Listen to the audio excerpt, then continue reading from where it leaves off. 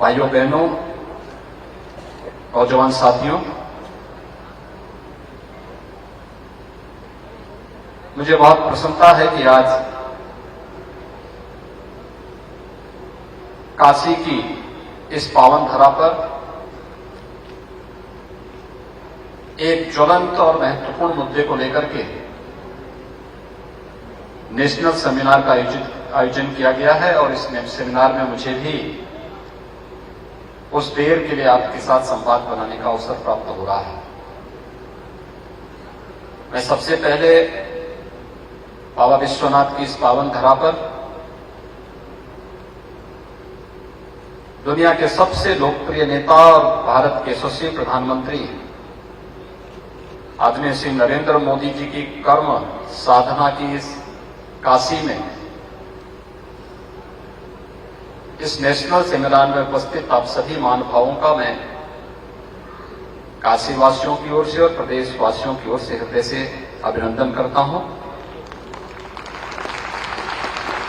काशी प्राचीन काल से ही भारत की न केवल आध्यात्मिक और सांस्कृतिक विरासत का प्रतिनिधित्व करती है, बल्कि हर कालखंड में कुछ नयापन काशी ने दिया है।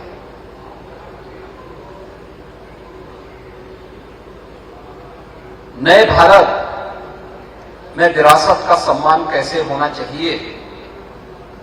प्रधानमंत्री मोदी जी के नेतृत्व में काशी विश्वनाथ धाम उसका एक मूर्त रूप है। फार्मेसी के क्षेत्र में क्या संभावनाएं बन सकती हैं, काशी हिंदू विश्वविद्यालय महामना की कर्म साधना की वस्थली है, जिसने उस क्षेत्र में कार्य करने के लिए एक नई प्रेरणा आज से 100 वर्ष पहले दे दी थी। आजादी के बाद देश के अंदर इस क्षेत्र में कार्य करने की जो पार संभावनाएं थी, उन संभावनाओं को आगे बढ़ाने के लिए कम या ज्यादा प्रयास हुए ही है। लेकिन विगत 9 वर्षों में देश के अंदर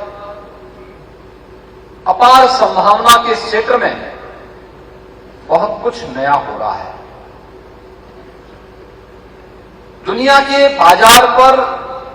न केवल भारत की पकड़ मजबूत हो रही है,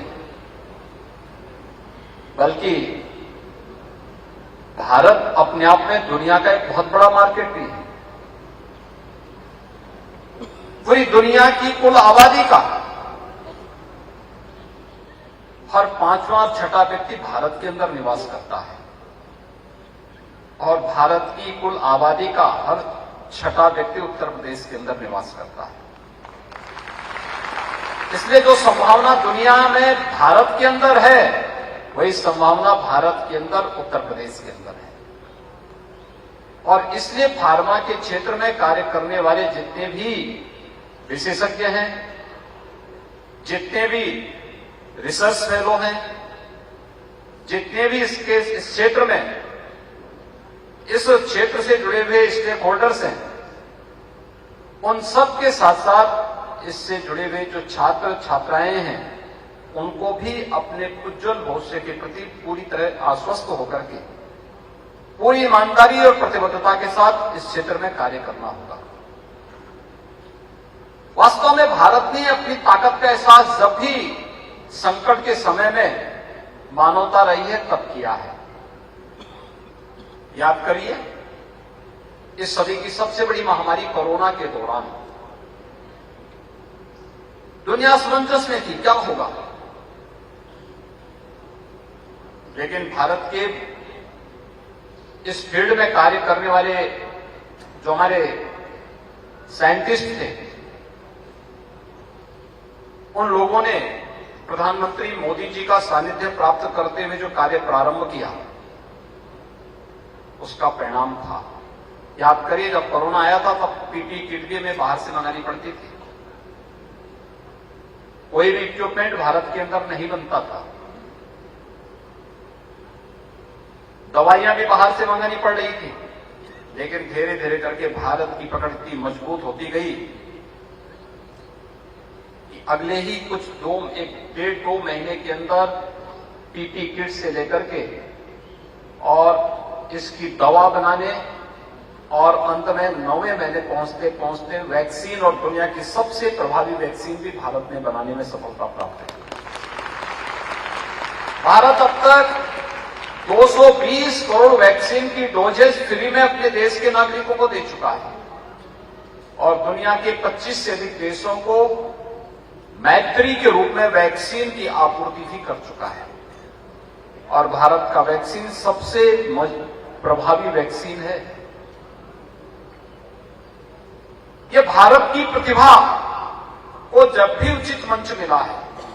उसने इस फील्ड में बेहतरीन करने का कार्य किया है और फार्मा का फील्ड बहुत विस्तृत है, बहुत बड़ा है। क्वालिटी का ध्यान रखते हुए हम समयबद्ध तरीके से अगर कार्य करना प्रारंभ करेंगे तो भारत के साथ साथ दुनिया की मार्केट पर भारत का कब्जा हो सकता है।